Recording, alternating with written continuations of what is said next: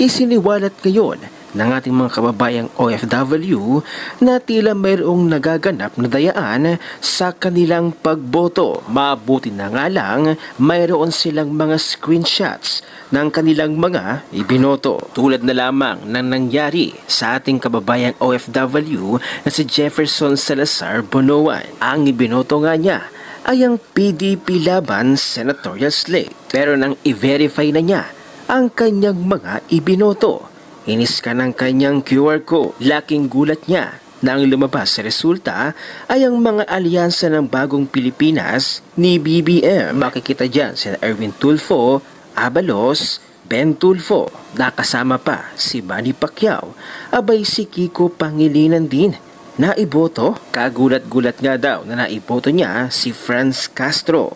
Ayon pa sa kanyang post, "Today, I exercised my right to vote as an overseas Filipino worker here in Singapore, and it is the first time that I voted online. I believe that it is my right to verify that my votes were cast correctly, but I am so disappointed that I couldn't verify it."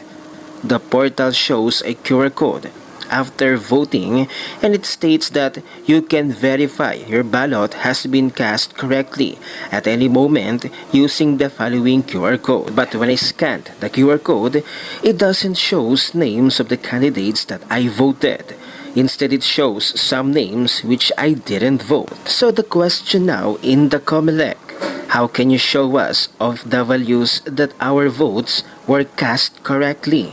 Unlike the past elections, we can see receipts after the ballots were inserted in PICO's machine. We, OFWs, have the right to know, and we are not blind of what's going on in our beloved country, Philippines. Refer on the screenshots attached and judge it yourself. Hindi lamang isang nakaranas. Ang sabi nito, nakakatakot lang kasi may PBBM na nakalagay sa balota ko. Hindi ko naman binoto yung party list na yan. At sa resulta ng kanyang balota, kitang-kita, mayroon niyang PBBM. Sa ngayon ay wala pang sagot ang COMELEC hinggil sa issue na ito at siyang todo reklamo ng ating mga kababayang OFW dahil nga ang taong ibinoto nila ay pagkatapos nilang bumoto, ibang nakalagay na pangalan. Kaya nga ba sila confident na makakapasok ang Magic 12 daw kuno ni BBM? Ano na naman kaya ang isasagot ng COMELEC patungkol dito?